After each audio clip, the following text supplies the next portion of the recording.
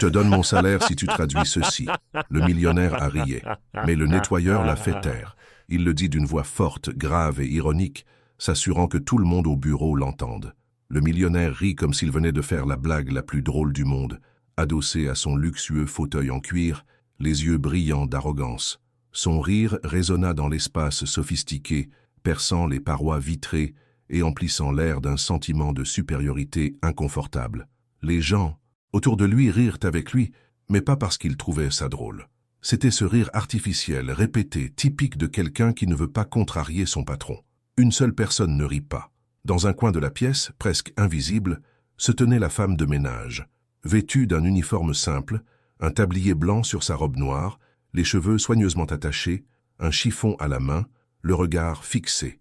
Elle marqua une pause, serra le chiffon fermement et fixa l'homme qui riait comme s'il possédait non seulement l'entreprise, mais le monde entier. À cet instant, quelque chose changea en elle. Ce n'était pas seulement de l'indignation, c'était du courage, comme si toutes les fois où elle avait été sous-estimée, toutes les fois où on l'avait traitée d'invisible, la poussaient vers cet instant précis. Le millionnaire tenait un document rédigé dans une langue étrangère. Pour lui, ce n'était qu'un prétexte pour se mettre en valeur, pour renforcer l'idée que seules les personnes importantes pouvaient comprendre quelque chose d'aussi complexe. Il brandit les pages et, toujours en riant, dit « Si quelqu'un ici peut le traduire, je lui donne tout mon salaire. » Et il éclata de rire de nouveau. C'est alors que la femme de ménage s'avança d'un pas décidé. Le silence s'abattit sur la pièce. Les regards se tournèrent vers elle, d'abord étonnés puis curieux. Elle tendit la main et, sans hésiter, demanda le document. Le millionnaire, toujours avec son sourire moqueur, tendit les feuilles comme on tend un jouet à un enfant sur le point d'être embarrassé.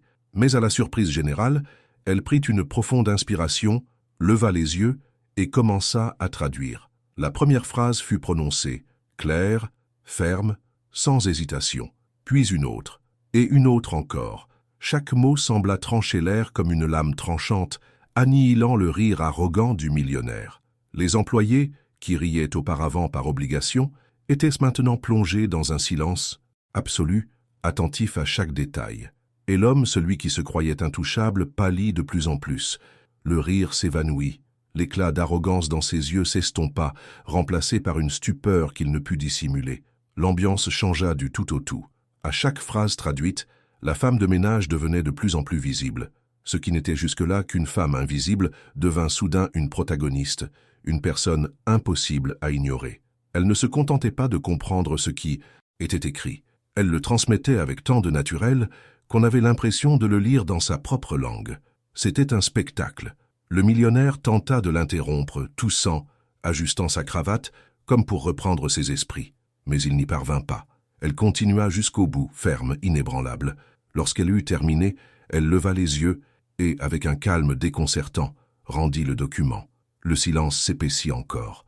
Pendant quelques secondes, personne n'osa bouger. Puis, un murmure se répandit, et chacun comprit ce qui venait de se passer. Le millionnaire avait été réduit au silence. Et réduite au silence non pas par un autre homme riche, ni par un cadre ou quelqu'un en costume, mais par la femme de ménage qu'il n'avait même jamais remarquée. Maintenant, répondez-moi, imaginez la scène. Le propriétaire de tout, le patron millionnaire, celui qui riait toujours le dernier, ravalant enfin son rire devant celle qu'il sous-estimait le plus. Et j'aimerais savoir, vous, qui suivez cette histoire, avez-vous déjà vécu une expérience similaire ? Avez-vous déjà été sous-estimé et avez-vous eu l'occasion de prouver que vous aviez tort? Écrivez dans les commentaires « Ils m'ont sous-estimé, mais j'ai gagné », car je veux voir combien d'entre vous ont ressenti le pouvoir de changer les choses. Mais accrochez-vous bien, car ce n'est que le début. La suite fut encore plus intense, et je vous garantis que vous ne voudrez pas partir avant d'avoir entendu tous les détails. Le millionnaire était habitué à être le centre de l'attention. C'était le genre d'homme qui entrait dans n'importe quelle pièce et supposait automatiquement que tout le monde devait s'incliner. Son rire était une arme, un moyen d'intimider, de montrer qui commandait. Et ce jour-là, assis dans son fauteuil en cuir, entouré d'écrans, de dossiers et de chiffres qui ne faisaient qu'accroître sa fortune, il pensait que rien ne pourrait ébranler l'image de puissance qu'il s'était forgée. Mais la vie a de curieuses façons de renverser la situation. À chaque mot traduit par la femme de ménage, quelque chose en lui s'effondrait. C'était comme si des briques tombaient une à une du mur d'arrogance qu'il avait toujours protégé. Il la fixait, incrédule, cherchant à comprendre comment quelqu'un qui passait ses journées à nettoyer les sols pouvait maîtriser quelque chose d'aussi complexe. Mais la vérité, c'est que le savoir n'a ni uniforme, ni badge, ni limite. Et maintenant, il goûtait à sa propre médecine. Les employés se regardèrent, essayant de dissimuler leur étonnement. Certains se mordaient les lèvres pour retenir un sourire. D'autres observaient simplement en silence, émerveillés. Personne ne voulait manquer une seconde de la scène. C'était comme assister à un duel épique, sauf que cette fois l'adversaire improbable était en train de gagner. Une fois la dernière phrase traduite, la femme de ménage ferma lentement la bouche et rendit les feuilles. Sans geste théâtral, sans élever la voix. Elle rendit simplement le papier et garda le silence, comme pour dire « c'est fait ». Le silence qui suivit fut assourdissant. Le millionnaire respirait bruyamment, les yeux rivés sur elle, et il eut l'impression que le sol s'était dérobé sous ses pieds. Il essaya de rire à nouveau. Il essaya de tourner son rire en plaisanterie, mais il sortit forcé, brisé, presque un sanglot. Pour la première fois, il ne put cacher son malaise. Il se leva, rajusta sa veste et arpenta la pièce, en rond comme s'il cherchait une issue, mais il n'y avait pas d'issue. Tout le monde l'avait vu, tout le monde avait compris. Le pouvoir qu'il croyait éternel venait d'être brisé par une femme qui, quelques minutes auparavant, était restée invisible. Et puis vint la réaction inattendue. Le millionnaire, dans un geste presque désespéré, dit à voix haute « Très bien, si vous êtes si doué, à partir d'aujourd'hui, vous n'êtes plus femme de ménage ici. Je veux voir jusqu'où ira votre courage. Vous voulez un vrai travail?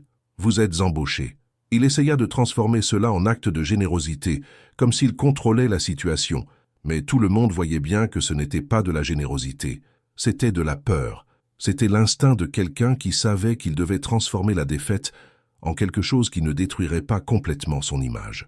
La femme de ménage le regarda calmement. Elle ne sourit pas, ne le remercia pas immédiatement. Elle prit simplement une grande inspiration et dit « Je ne suis pas là pour vous prouver quoi que ce soit. Je suis là pour vous montrer que personne n'est trop petit pour être entendu. » Ces mots retombèrent dans la pièce comme des pierres jetées dans un lac silencieux. L'onde de choc se propagea, et à cet instant, tous les regards se tournèrent vers elle, pas vers lui. Le millionnaire déglutit difficilement. Pour la première fois, il n'avait pas de réponse. Son silence était la plus belle reconnaissance de sa victoire. Et savez-vous pourquoi cette scène est si puissante? Parce qu'elle révèle quelque chose que chacun ressent, mais n'ose pas toujours vivre.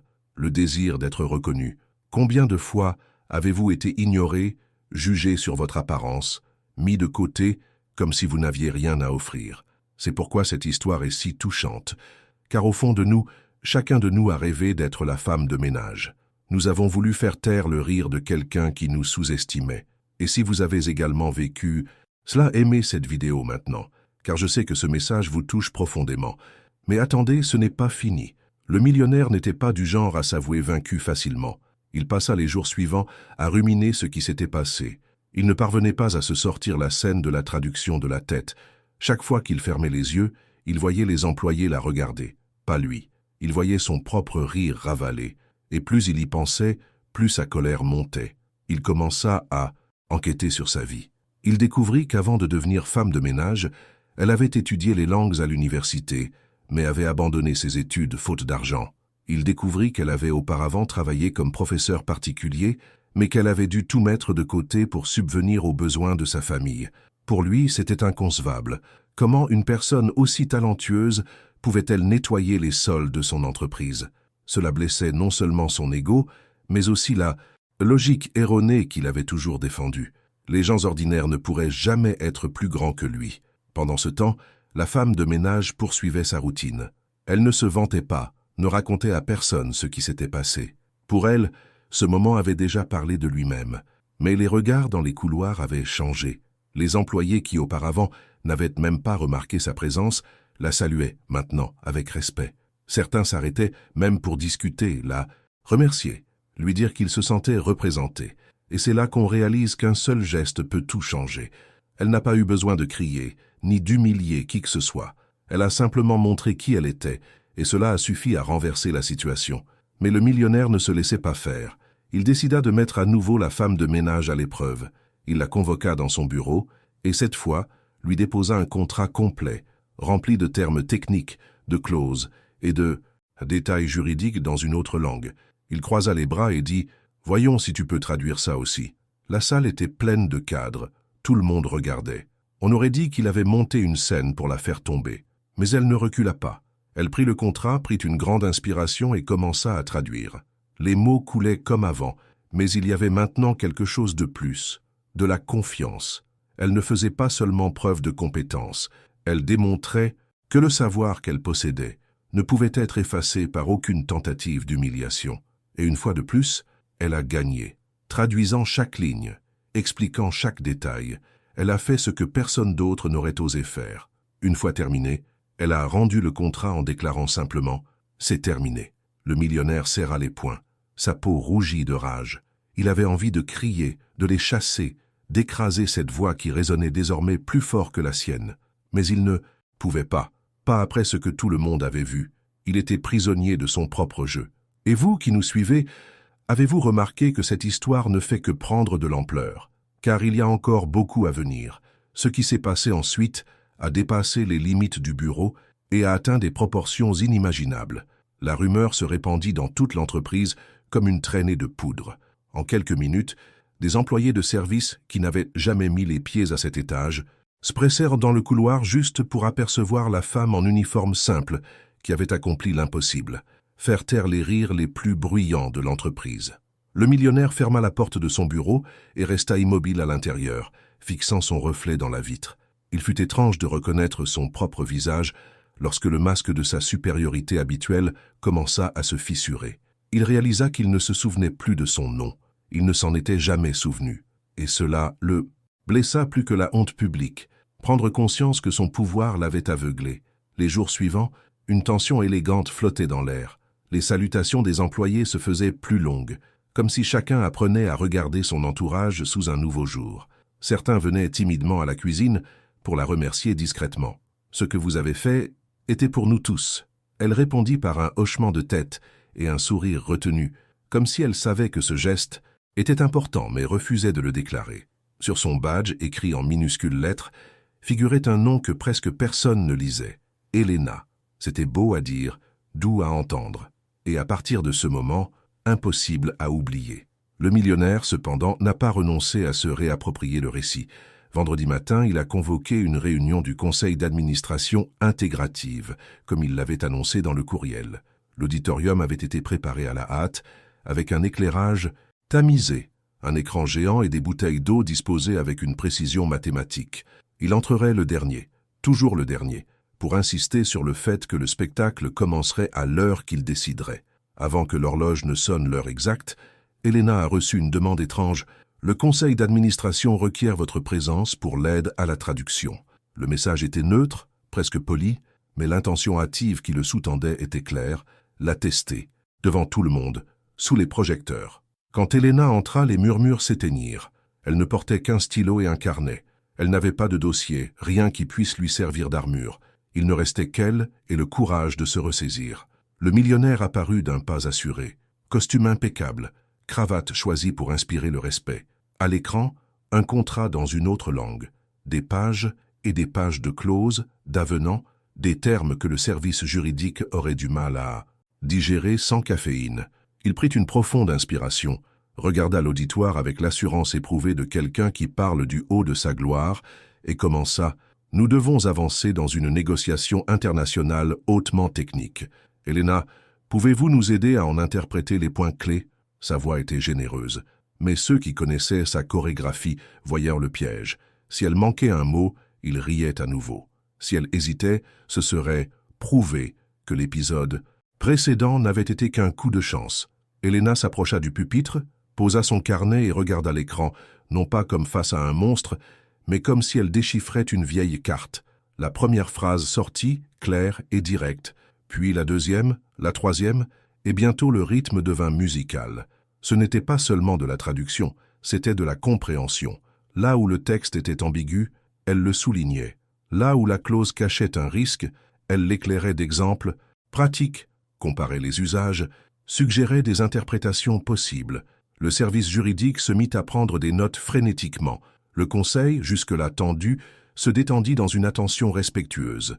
Le millionnaire croisa les bras.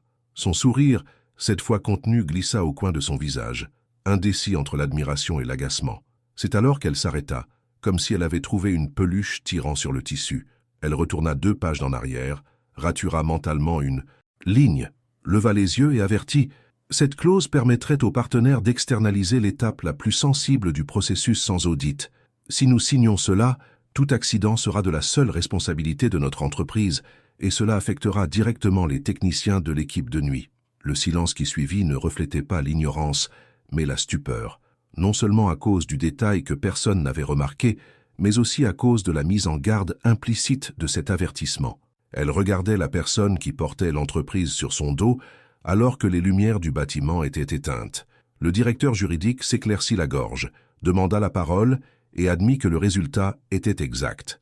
Le directeur financier, par un réflexe presque enfantin, ferma le tableur de son ordinateur portable, comme pour cacher qu'il avait déjà fait le calcul sans tenir compte des personnes réelles dans aucune cellule.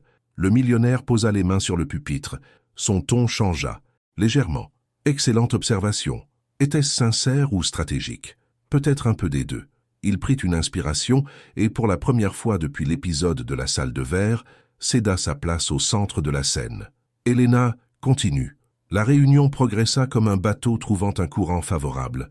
Là où l'obscurité était présente, elle éclaira. Là où le jargon était confus, elle redonna du sens. Finalement, le conseil vota pour une révision complète du projet, avant toute signature. Les applaudissements ne furent pas une salve, mais un murmure unanime de soulagement. Elena hocha la tête en guise de remerciement, récupéra son carnet et, juste au moment où elle s'apprêtait à partir, entendit l'appel. « Attendez !» Le millionnaire descendit, s'approcha suffisamment pour qu'elle seule entende. « À propos de ce dont j'ai parlé ce jour-là, un vrai travail. Je ne bluffais pas. » Elle répondit sans se presser. « Un vrai travail. C'est un travail qui respecte. On inscrit notre intitulé de poste sur notre badge. » Il absorba la phrase comme quelqu'un qui s'aspergeait le visage d'eau froide. « Alors, dis-moi, qu'est-ce que tu veux ?» L'auditorium n'était plus qu'une scène. Elena leva les yeux et, avec la fermeté de quelqu'un qui a déjà pris sa décision, lui tendit sa liste restreinte comme une clé. 2 points.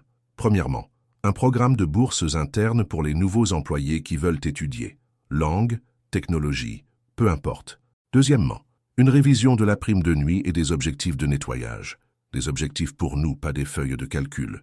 Si tu tiens tes promesses, je tiendrai mes promesses. Un silence interminable régnait. Le millionnaire examinait la salle, les visages attentifs, sa propre conscience. 2 options s'offraient à lui, apposer sur la proposition le sceau d'une bienveillance calculée et faire la une des journaux, ou la considérer comme du chantage et revenir à la vieille. Un mécanique. Ce qui suivit ne marqua peut-être pas le début d'une transformation, mais c'était indéniablement un pas en avant. D'accord. Présenter un plan pour le programme d'ici lundi. Quant aux objectifs, je veux parler aux équipes aujourd'hui. Elena hocha la tête. Elle n'afficha pas un large sourire, ne célébra pas. Elle rangea son stylo comme quelqu'un qui tourne un chapitre, sachant qu'une tempête l'attend. En partant, elle fut arrêtée par un agent de sécurité, puis par une réceptionniste, puis par un analyste timide, muni de codes numérisés au petit matin. Chacun dit la même chose avec des mots différents. « Merci ». Elle répondit avec la même simplicité à chaque fois. « C'est pour nous ». La nouvelle du programme, encore à l'état d'ébauche, se répandit comme une promesse. Et une promesse, vous savez, comporte 2 volets, l'espoir et le risque. Tandis que certains scellaient secrètement leur euphorie, d'autres commencèrent à plaçarder des avertissements, invisibles. Attention à son exposition, car là où les structures sont ébranlées, les alliés se multiplient et les ennemis naissent. Il ne fallut pas longtemps avant que le millionnaire ne reçoive des dossiers contenant des recherches sur la vie passée d'Elena. Ses emplois, les factures impayées d'une période difficile, les antécédents d'addiction de son frère, le quartier où elle vivait, les factures d'électricité impayées. C'était le vieux truc du pouvoir. Réduire les gens à des dossiers, des numéros et des défauts pour qu'ils se rangent aisément sous des étiquettes. Il feuilleta les pages avec l'impatience de quelqu'un qui a honte de lui-même. Dans chaque ligne, plus que des munitions, il voyait la preuve exacte de l'abîme qu'il avait entretenu. Il referma le dossier. Il le poussa dans un coin du bureau. L'après-midi s'écoulait par les fenêtres et la ville en contrebas continuait d'exister sans demander la permission au dilemme des riches. Lorsque le téléphone sonna, il répondit sans vérifier l'identité de l'appelant. À l'autre bout du fil, une voix rauque familière des négociations difficiles. Soit vous mettez les choses en ordre, soit vous perdez le contrat et vous faites la une des journaux. Le message venait de son partenaire international. Le cadre étranger ne parlait pas portugais, mais il connaissait le langage universel de la peur. Nous ne nous soumettrons pas aux exigences internes du personnel de nettoyage. Le millionnaire faillit répondre avec le réflexe automatique de son ancien moi. C'est moi le patron ici. Mais quelque chose le retint. Peut-être le souvenir d'une clause qui risquait de nuire à ceux-là même qui nettoyaient la poussière de ses profits. Peut-être le nouveau malaise de reconnaître que grandeur n'est pas synonyme de grandeur. Il raccrocha, il appela le service juridique. Rédiger la contre-offre, sans la clause d'externalisation à distance, et ajouter un paragraphe sur l'audit mutuel. Le PAT. Directeur haussa les sourcils. Ça pourrait bloquer la transaction pendant des semaines. Le millionnaire fixa son reflet dans la vitrine et n'apprécia pas ce qu'il vit, mais pour une fois, il ne détourna pas le regard. Alors, retardez-la. Samedi, l'immeuble était au repos.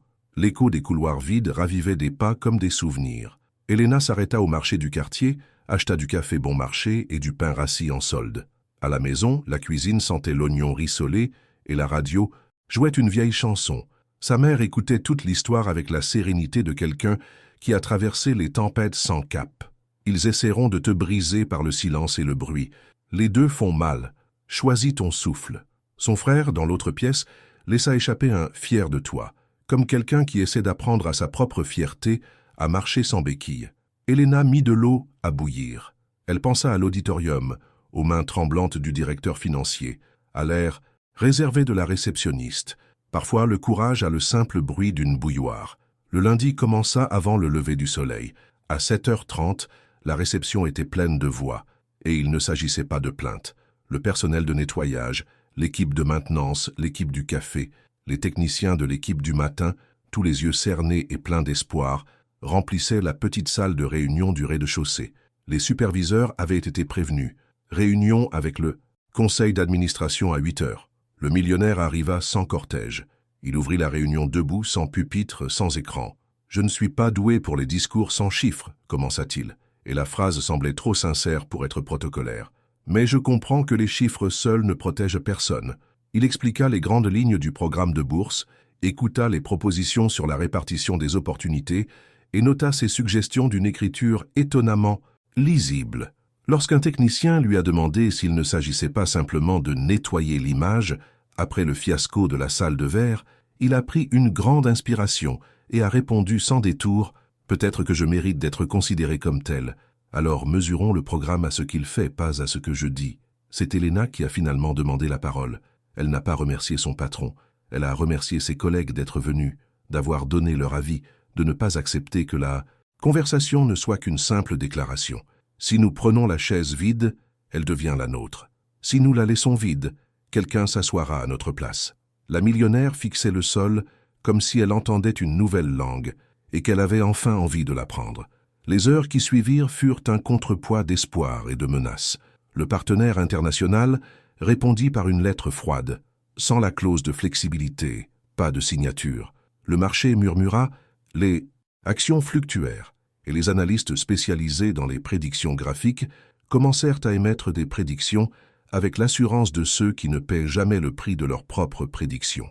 À la cafétéria, où le riz et les haricots moelleux attendèrent d'être assaisonnés, la conversation prit un autre tournant. « Vous avez vu? Ils ouvrent un cours d'anglais tous les jours à 18h. Ils ont même dit qu'il y aurait des bourses pour la certification technique. Et les cours du soir, ils vont recalculer. » La rumeur restait une rumeur, mais elle avait déjà suffisamment de substance pour devenir un rêve. Tard dans l'après-midi, le millionnaire convoqua Elena. Pas d'auditorium. Juste eux deux. La grande table. La ville dehors, illuminant les fenêtres telles des constellations de béton. Il posa une feuille de papier sur le bois. Mon salaire. La vieille phrase revint sans rire, sans public, et donc vrai. Je l'ai promis. Vous l'avez traduit. Vous pouvez accepter. Vous pouvez refuser. Vous pouvez rediriger. Elle regarda le papier comme une vieille photo. Elle y vit non pas l'argent, mais tout ce qu'il signifiait. La vanité, un pari, une blessure, l'expiation. Si j'accepte, cela devient un prix. Si je refuse, cela fait la une des journaux. Si je redirige, cela devient un début. Il inclina la tête, l'invitant à poursuivre.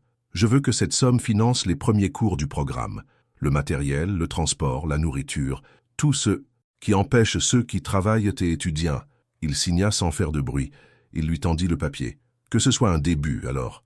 Et pour la première fois depuis qu'il la connaissait, il sourit, non pas comme quelqu'un qui gagne, mais comme quelqu'un qui apprend à perdre face à quelque chose de plus grand. Vous qui m'avez écouté jusqu'ici le savez, toute histoire risque de tourner au mythe si on fait des économies. Je ne vais pas rectifier les choses. Il y aurait de la résistance, de la jalousie, des tentatives de s'approprier le programme et de le transformer en marketing. Il y aurait des nuits où Elena dormirait tard, épuisée, se demandant si le jeu en valait la chandelle. Il y aurait aussi de petites victoires invisibles. Un garçon d'entretien lisant à voix haute sa première page dans une autre langue, une employée de cuisine qui servait toujours le café en silence, ouvrant la bouche pour répondre au professeur, un technicien de nuit qui apprendrait à écrire un courriel, sans demander de l'aide. Ces scènes ne deviendraient jamais des publications officielles, mais elles étayeraient mon propos. Lorsque le partenaire international a finalement cédé, sous la pression d'un concurrent qui avait accepté les termes de l'audit mutuel, l'entreprise a signé un contrat plus clair que le projet initial. Le marché, par nature désorienté, a applaudi tardivement. Les analystes ont qualifié cela de « victoire stratégique ».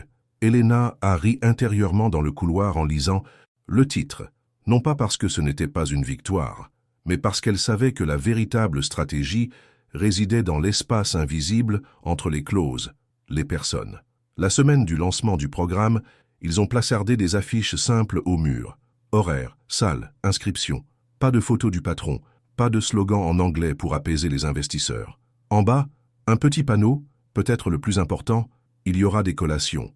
Et quiconque a déjà essayé d'étudier, après une journée complète, sait ce que représente une coccinea et un verre de jus de fruits quand le cerveau a envie de sucre pour apprendre le mot suivant. À 18h05, les chaises se sont remplies. La première enseignante, une intérimaire, payée avec l'argent du salaire qui était devenu un début, a demandé qui voulait commencer à lire. La réceptionniste du matin a levé la main. Elle a bégayé le premier paragraphe. Au deuxième, sa voix s'est calmée. Au troisième, quelqu'un a applaudi et quelqu'un d'autre lui a dit de se taire. « Ne vous gênez pas ». Elena, assise au fond, a recopié une phrase simple dans son cahier. « Apprendre, c'est aussi nettoyer ce qu'on nous a dit, ne pas être à nous ». Le millionnaire ne se présenta pas, non par arrogance, mais par modestie. Il resta dans son bureau, contemplant la ville, essayant de déchiffrer cette nouvelle grammaire où chiffres et gestes devaient s'accorder pour qu'une phrase ait du sens. Plus tard, il descendit lentement, s'arrêta devant la porte du bureau. Il n'entra pas.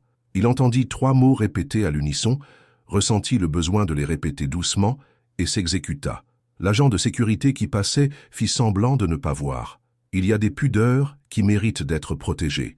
Et si vous êtes là à respirer cette histoire comme quelqu'un qui cherche son propre axe, je vous le dis, presque à l'oreille.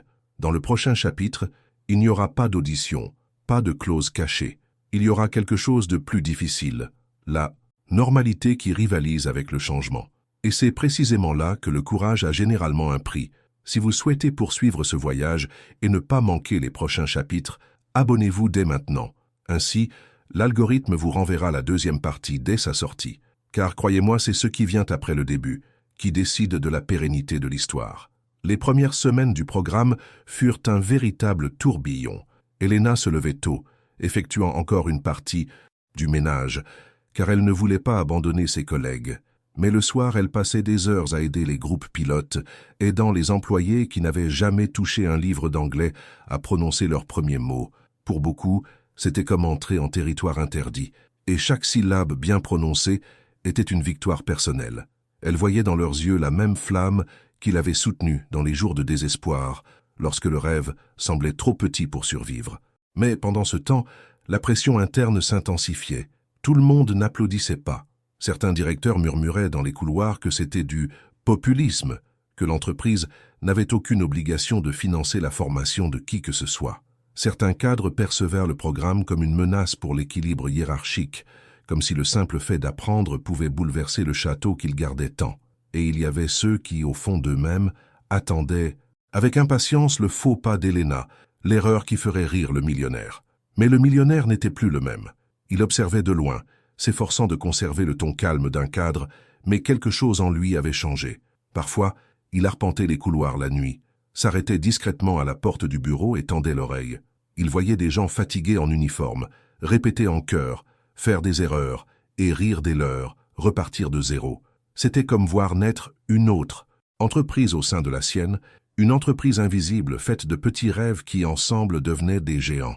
C'est lors d'une de ces nuits qu'il vit Elena debout, un livre ouvert, en train d'enseigner la prononciation d'un mot difficile. Le groupe trébuchait et riait, et elle répéta patiemment jusqu'à ce que tout le monde ait réussi. Il resta là, immobile, sentant que le son valait plus que tout profit. Mais il n'entra pas. Il fit demi-tour et partit, la gorge nouée qu'il ne parvenait pas à expliquer. Cependant, la tempête ne tarda pas à éclater.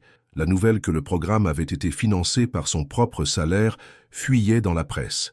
Les journaux titraient « Un millionnaire fait don de son salaire à une formation de nettoyage ». Les mots n'étaient pas de lui, mais l'interprétation du public fit fureur. Certains qualifièrent le geste de noblesse, d'autres le qualifièrent de marketing bon marché. Internet, impitoyable, propagea même débats et questions. Le millionnaire, qui avait toujours contrôlé son image, n'avait désormais plus son mot à dire. Et comme si cela ne suffisait pas, les actionnaires commencèrent à faire pression. « Nous dépensons trop pour ce projet inutile ». C'est alors qu'il réalisa l'ampleur du carrefour. Céder à la pression équivaudrait à trahir ce qui avait déjà commencé. Persister mettrait en péril les contrats, la confiance du marché et la stabilité de l'empire.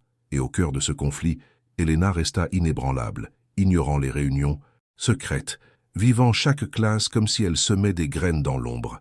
Un jour, il la convoqua dans son bureau.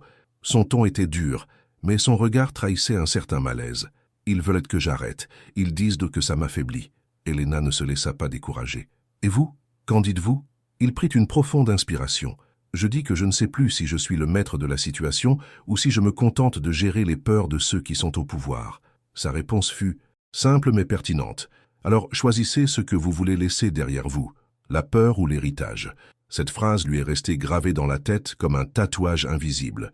Lors de l'assemblée générale suivante, il a commis l'impensable.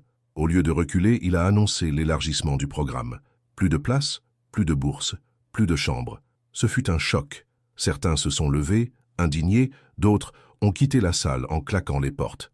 Mais ceux qui sont restés ont compris. L'homme qui jusque-là ne faisait que rire s'exprimait désormais avec la fermeté de quelqu'un qui a découvert quelque chose que l'argent n'avait jamais eu. Pendant ce temps, Elena menait son propre combat. Avec les projecteurs, les attaques se multipliaient. Elle découvrait le quartier modeste où elle vivait, exposait sa vie privée et inventait des histoires sur son passé. Ses collègues lui conseillaient la prudence, mais elle ne reculait pas. Elle continuait à se montrer présente chaque jour, la tête haute, comme si elle savait que chaque pas était plus important que les calomnies, jusqu'à ce qu'un nouveau défi surgisse. Le partenaire international, qui avait auparavant émis des objections, revienne à la table des négociations, désormais disposé à négocier, mais impose une condition. La réunion se déroulerait en temps réel, sans traducteur, uniquement avec l'équipe interne. C'était une provocation déguisée, mais tout le monde comprenait la cible. Elena. Si elle échouait, le contrat tomberait à l'eau. Le matin convenu, la salle était pleine. Le millionnaire était en bout de table, les directeurs alignés, et de l'autre côté de l'écran, les cadres étrangers, froids et calculateurs. Elena entra d'un pas ferme, un stylo à la main. Les regards la fixaient comme des lames. L'un des étrangers ouvrit la réunion par une longue phrase, chargée de termes techniques, presque comme un test. Elena écouta, prit une profonde inspiration et traduisit aussitôt, clairement, naturellement, sans hésitation. L'ambiance changea. Un deuxième cadre tenta une phrase plus complexe, et elle la lui rendit avec la même fermeté. Le millionnaire observait en silence. Il ne riait pas, n'intervenait pas. Il observait simplement. Chaque traduction était une brique posée contre les murs d'arrogance qui résistaient encore en lui. À la fin de la réunion, il n'y avait plus aucun doute. Le contrat était signé et la victoire était à elle. À son départ, le couloir s'est rempli d'applaudissements. Des employés de différents services attendaient pour célébrer. Elena souriait, mais pas comme quelqu'un qui gagne pour lui-même. Elle souriait comme quelqu'un qui savait que ce qui venait de se passer n'était pas seulement le sien, mais celui de tous ceux qui avaient été sous-estimés. Et c'est là que je vous le dis, l'histoire aurait pu se terminer ainsi, avec la victoire scellée. Mais la vraie vie ne s'arrête pas aux applaudissements. La vraie vie commence après.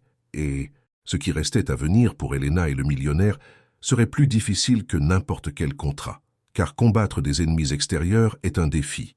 Mais combattre les fantômes qui sommeillent en soi, cela demande un courage infini. Les jours qui suivirent cette réunion historique furent un tourbillon. Elena avait à peine le temps de souffler. Le matin, elle aidait encore discrètement au ménage, ne voulant pas perdre contact avec ses camarades. L'après-midi, elle arpentait les couloirs pour répondre aux questions des étudiants du programme. Et le soir, elle accompagnait les cours, tel un guide silencieux. Dans chaque salle de classe où elle entrait, elle voyait des yeux brillants, des gens fatigués, mais heureux de voir enfin une porte qui semblait jusque-là verrouillée. Mais au même moment, des fissures invisibles commençaient à apparaître. Certains membres du conseil d'administration voyaient Elena comme un symbole d'espoir, d'autres comme une menace. Des commentaires acides fusaient dans les couloirs, murmurés pour ne pas atteindre ses oreilles. Elle est imbue d'elle-même. Ça va coûter cher à l'entreprise. Le patron est devenu fou. Elena faisait semblant de ne pas entendre, mais ressentait chaque mot comme un fer rouge. Il n'était pas facile de garder son calme lorsqu'elle semblait porter le poids de centaines de rêves sur ses épaules. Le millionnaire avait changé lui aussi. L'homme qui riait autrefois aux éclats passait désormais des heures en silence devant la fenêtre de son bureau. Il observait la ville comme s'il essayait de déchiffrer un nouveau langage. Il n'avait plus de rire tout fait, ne méprisait plus la présence de qui que ce soit, mais il portait en lui une nouvelle peur. Et s'il se trompait? Et s'il perdait tout? Il se souvenait de la phrase d'Elena, « Choisir entre la peur et l'héritage », et elle résonnait en lui chaque soir. Puis la nouvelle est tombée et a tout bouleversé. Un journal a publié une enquête révélant les dépenses prétendument inutiles du programme. Les gros titres disaient « Cours de nettoyage du financement des actionnaires ». Les réseaux sociaux ont explosé. Certains ont applaudi, d'autres critiqué. Le nom d'Elena est devenu un sujet national. Des photos d'elle ont fuité. Son adresse a été publiée sur des forums obscurs et des personnes qui ne l'avaient jamais rencontrée ont donné leur avis sur sa vie comme s'il s'agissait d'un spectacle. Le lendemain matin, en arrivant au bâtiment, elle trouva un groupe de journalistes à la porte. Les flashs des appareils photos s'allumèrent, les questions agressives fusèrent. « Elena, as-tu utilisé l'argent de ton patron pour te promouvoir? Est-il vrai que le programme n'est qu'une façade? Êtes-vous qualifié pour tout ça ?» Elle baissa les yeux et continua son chemin, mais intérieurement, elle tremblait. Elle n'avait jamais demandé à être une héroïne. Elle n'avait jamais recherché la vedette. Tout ce qu'elle voulait, c'était travailler et prouver que chacun avait de la valeur. Le millionnaire regarda les images à la télévision dans son salon. Son estomac se noua. Pour la première fois, il réalisa que l'exposition qu'il avait créée pouvait détruire quelqu'un qui ne l'avait même pas demandé. Il appela immédiatement Elena. Lorsqu'elle entra, épuisée, encore éblouie par les flashs, il dit simplement « Je suis désolé ». Elle ne répondit pas. Elle prit simplement une grande inspiration, s'assit en face de lui et demanda « Et maintenant ?» Il l'ignorait. Il n'avait jamais été dans cette situation. Il n'avait aucune réponse toute faite, aucun mode d'emploi. Pour la première fois, le millionnaire qui contrôlait tout se sentait impuissant. Les jours qui suivirent furent encore plus difficiles. Les actionnaires réclamèrent sa démission. Les employés l'accusèrent de vouloir transformer l'entreprise en arène politique. Elena reçut des menaces anonymes sur son téléphone portable et des messages cruels déposés sur son seuil. Certaines nuits, elle pleurait seule, se demandant si cela valait la peine de continuer. Mais c'est lors d'une de ces nuits que quelque chose se produisit. Elle reçut un message simple d'une étudiante du cours de langue, une cuisinière de presque 60 ans. « Aujourd'hui, j'ai réussi à lire mon premier paragraphe en anglais. J'ai pleuré toute seule. Merci. » Elena se tenait là, les yeux embués de larmes, fixant ces mots. Voilà la réponse. Voilà la raison. Le lendemain matin, elle arriva plus tôt que tout le monde et commença à nettoyer le couloir comme autrefois. Les employés passèrent devant elle et la saluèrent respectueusement, mais elle se contenta de sourire. C'était sa façon de se rappeler qui elle était. Le millionnaire, la voyant à genoux en train de nettoyer le sol, ressentit un immense sentiment de honte. Il s'approcha et lui tendit la main pour l'aider à se relever. « Tu n'as plus besoin de faire ça. » Et elle répondit fermement, « Je le fais, parce que j'en ai envie, parce que je ne peux pas oublier d'où je viens. » Cette phrase fut comme un miroir brisé devant lui. Pour la première fois, le millionnaire comprit que la richesse ne résidait pas dans ce qu'il accumulait, mais dans ce qu'il gardait en lui. Quelques jours plus tard, le plus grand défi arrivait. Un contrat international d'1 milliard de dollars reposait sur la confiance. Les partenaires exigeaient une présentation finale, en anglais, de l'équipe elle-même. Tout le monde savait ce que cela signifiait. Elena. Si elle échouait, il n'y aurait pas d'accord. Si elle gagnait, ce serait la consécration ultime. Le jour J, la salle était comble.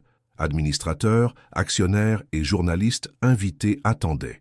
Le millionnaire ouvrit la séance, mais laissa bientôt la parole à Elena. Elle prit une grande inspiration, croisa le regard des dizaines de personnes et prit la parole. Elle ne se contenta pas de traduire, elle ne se contenta pas d'expliquer. Elle raconta l'histoire de l'entreprise avec humanité, évoquant valeurs, personnes et rêves. Son récit était si captivant que même les étrangers cessèrent de se focaliser sur les chiffres et prêtèrent attention à chacun de ses gestes. À la fin de son discours, la salle a éclaté d'applaudissements. C'était indéniable. Le contrat était signé, l'affaire était conclue. Mais plus que cela, l'image d'Elena, symbole de force et de courage, était consolidée. Le millionnaire, submergé par l'émotion, se leva et déclara devant tout le monde « Ce n'est plus elle la femme de ménage, c'est grâce à elle que nous sommes là ». La salle fit une ovation debout. Elena baissa la tête, sans vanité, simplement certaine que sa voix avait enfin trouvé sa place. Et je vous le demande, avez-vous déjà imaginé faire taire quelqu'un qui vous a humilié? Avez-vous déjà rêvé de renverser la situation de manière si inattendue que personne ne puisse plus vous ignorer? Si oui, écrivez-le dans les commentaires. Ma voix a de la valeur, parce que je veux voir combien de personnes ici ont senti que leur vie pouvait être transformée en un instant. Mais ne croyez pas que l'histoire s'arrête là, car chaque victoire apporte son lot de nouveaux ennemis, de nouveaux défis, et la tentation d'oublier qui l'on est. Et ce qui allait suivre pour Elena et ce millionnaire allait montrer que le plus dur n'était pas de faire taire l'arrogance, mais d'entretenir la flamme quand tout le monde tente de l'éteindre. Le contrat avait été signé. Les applaudissements résonnaient encore dans toutes les mémoires, mais Elena savait que la véritable bataille commençait là. Gagner devant les caméras, les journalistes et les actionnaires était important, mais insuffisant. Le combat allait désormais se dérouler en silence, en coulisses, contre l'envie, contre l'oubli, contre le risque que tout ne devienne qu'une belle histoire racontée une fois, puis enfouie sous la poussière du temps. Les premières semaines suivant l'accord furent intenses. Elena gagna en notoriété, tant à l'intérieur qu'à l'extérieur de l'entreprise. Les journalistes tentèrent de l'interviewer, les magazines voulaient sa photo en couverture, et même les politiciens la sollicitèrent, cherchant à s'associer à son image. Mais elle refusa tout. Elle ne voulait pas devenir une vedette de l'actualité. Elle voulait simplement assurer la pérennité du programme. C'était ce qui la motivait, voir davantage de personnes étudier, apprendre et progresser. Et, surtout, prouver que personne n'était obligé d'accepter le sort qui lui était imposé. Le millionnaire observait tout avec attention. Lui, qui jusque-là se délectait des projecteurs, voyait maintenant Elena les rejeter avec une fermeté qu'il n'avait jamais eue. Cela le déconcertait. Pour la première fois depuis des décennies, il se sentait comme un apprenti. Il commença à la suivre en silence, non pas comme un patron, mais comme quelqu'un qui cherche à comprendre. Et plus il observait, plus il réalisait qu'il y avait dans le monde une richesse qu'il n'avait jamais touchée, la dignité. Mais les ennemis ne se reposèrent pas. Une faction interne à l'entreprise, composée de directeurs mécontents, commença à comploter contre le programme. Réunions secrètes, documents falsifiés et faux rapports aux chiffres gonflés furent organisés pour prouver l'irréalisme du projet. L'objectif était simple, détruire Elena, entraîner le millionnaire dans sa chute et reprendre le contrôle absolu. Un jour, Elena reçut sur son bureau un mystérieux dossier. À l'intérieur se trouvèrent des preuves de ses machinations. Photos de réunions secrètes, copies d'emails compromettants, tout suggérait une conspiration. Son cœur battait la chamade. Elle savait que si cela était révélé, cela exploserait comme une bombe. Mais elle savait aussi que manipuler ses forces était risqué. Elle alla voir le millionnaire, lui montra ce qu'elle avait trouvé et attendit sa réaction. Il feuilleta les papiers en silence, les yeux brûlants de colère. Mais au lieu de s'emporter, il prit une grande inspiration et dit « Ils ne gagneront pas ». Elena lui demanda comment il pouvait en être si sûr. Et la réponse fut surprenante. « Parce que maintenant, ce n'est plus seulement moi, c'est nous ». C'était vrai. Le programme avait créé un réseau invisible de soutien, des employés qui n'avaient jamais eu voix au chapitre était désormais prêt à se battre pour une cause en laquelle il croyait. Et lorsque la conspiration fut enfin révélée, ce ne fut pas le millionnaire qui la dénonça, ce furent les travailleurs eux-mêmes qui dénoncèrent unanimement les abus. L'entreprise fut ébranlée. Certains directeurs furent licenciés, d'autres démissionnèrent. Et au milieu de tout ce chaos, Elena resta debout, tel un pilier silencieux. Mais la vie lui réservait un autre point culminant. Le millionnaire tomba malade. Son corps, qui semblait inébranlable, céda sous la pression d'années de stress, de surmenage et de nuits blanches. Hospitalisé, fragile, il se retrouva finalement démuni de toute force. Et c'est Elena qui lui rendit visite à l'hôpital, non pas en tant que subordonnée, mais en tant qu'amie. Elle s'assit à côté de son lit, lui prit la main et lui dit simplement « Ne ris pas maintenant, repose-toi ». Il pleura, pour la première fois de vraies larmes. Les mois suivants furent une lente reprise, et Elena assuma encore plus de responsabilités. Elle n'avait ni poste officiel ni titre, mais tout le monde savait qu'elle maintenait l'entreprise à flot. Le programme se développa, prit de l'ampleur et devint une référence dans d'autres entreprises. Des personnes ordinaires commencèrent à accéder à de meilleurs postes, à enseigner fièrement à leurs enfants et à reprendre confiance. À son retour, le millionnaire n'était plus le même. Son sourire arrogant avait disparu à l'hôpital. Ce qui renaissait, c'était quelqu'un prêt à écouter, à apprendre, à partager. Lors d'une assemblée générale, devant tous, il prononça un discours resté gravé dans ma mémoire. J'ai toujours pensé que le pouvoir résidait dans le son de ma voix, mais j'ai découvert que le véritable pouvoir, c'est d'entendre la voix de ceux qui n'ont jamais été entendus. Elena m'a réduit au silence, et ce fut la meilleure chose qui me soit arrivée. Des applaudissements emplirent l'auditorium. Elena, humble, baissa la tête, mais tout le monde savait, la victoire était la sienne. Non seulement sur un homme, mais sur tout un système qui insiste sur le fait que certains valent plus que d'autres. Et maintenant, je vous le demande, si vous étiez dans cette pièce, auriez-vous eu le courage de vous lever? Auriez-vous affronté le rire du millionnaire et l'auriez-vous transformé en silence? Laissez votre commentaire. Je me serais levé parce que je veux voir qui ici porte cette flamme. Elena poursuivit son chemin.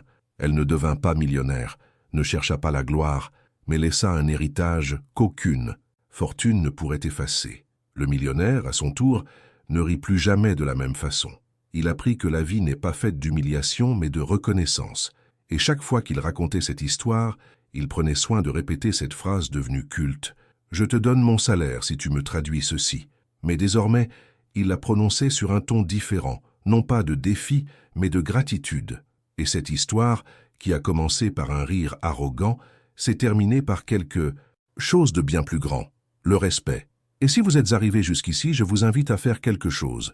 Abonnez-vous à la chaîne, aimez et partagez cette histoire, car il ne s'agit pas seulement d'un millionnaire et d'une femme de ménage. Il s'agit de nous tous, de ne jamais accepter qu'on nous dise que nous ne valons rien. Car au final, le vrai sens de la vie est le suivant. Chacun de nous porte une voix qui mérite d'être entendue.